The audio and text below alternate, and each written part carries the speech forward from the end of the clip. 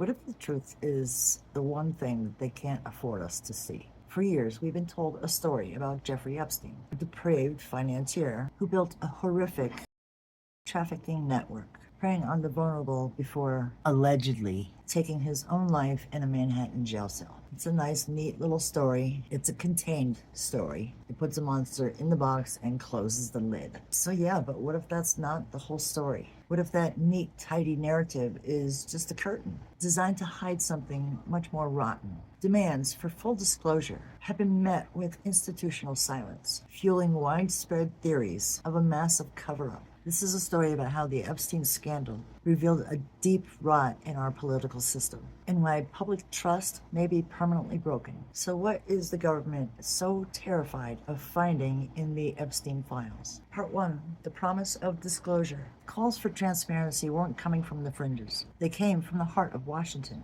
For years, a chorus of voices from across the political spectrum demanded that the government release everything it knows about Jeffrey Epstein and his network. Prominent Republicans like House Speaker Mike Johnson and representatives like Marjorie Taylor Greene publicly pushed for releasing the files, stressing the public's right to know. Boy, Senator Josh Hawley was blunt. Quote, "My view is make public everything you can make public," end quote. Senator John Kennedy echoed that the American people deserve answers about who else was involved. Even core supporters of President Trump, the MAGA movement, were relentless, viewing the files as a key to exposing corrupt deep state. Democrats were just as forceful. They pointed to transparency promises made during the 2024 campaign and demanded that the administration follows through. It was a rare moment of bipartisan agreement, a unified demand for one simple thing: the truth. Anybody wants is just the truth. They promised sunlight and accountability. The stage was set for a historic revelation.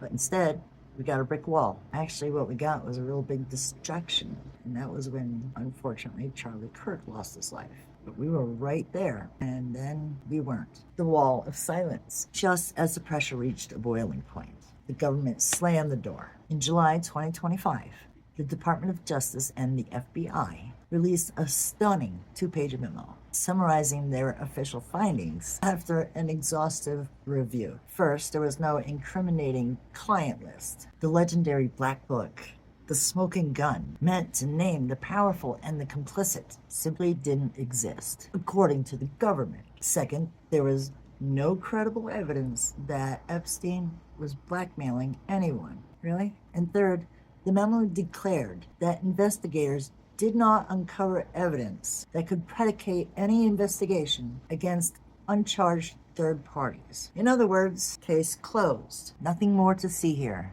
Nope, nothing to see here at all.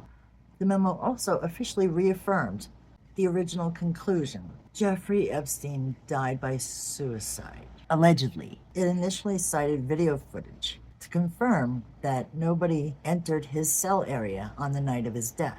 However, that claim has been challenged. Yeah, with reports from CBS News and others noting that footage was either missing or inconclusive, raising serious questions about the evidence. The Justice Department stated that perpetuating unfounded theories served no one and that no further disclosure would be appropriate or warranted. Yup. The reaction was immediate and furious. After years of promises, this was the official answer. You know, it didn't go over well. A document sought to end all the questions just created more. The wall of silence had been erected, but to millions, it looked like the final piece to a cover-up. The government gave its official story, but few were buying it. The theories and the evidence. The government's official story rests on a simple premise. Epstein acted largely alone. His death was a straightforward suicide, and there's no evidence to prosecute anyone else. What? Are you kidding me? But this narrative crumbles under basic logic and the sheer scale of his operation. This wasn't just one man on an island. It was a global network that needed immense resources and protection to operate for decades. Let's look at the official story and the holes. The DOJ memo is a masterclass in careful wording. As legal analysts have pointed out, Saying that there is no legal evidence to predicate an investigation doesn't mean that there's no evidence at all. It's a legal distinction, an escape hatch. It means that there's not enough evidence to guarantee a successful prosecution, not that there's nothing there. It leaves open the possibility of names and connections that are simply being deemed insufficient for legal action. The memo claims no credible evidence for blackmail, but the entire operation seemed designed for that exact purpose. The web of relationships with world leaders and titans of industry wasn't just for social climbing.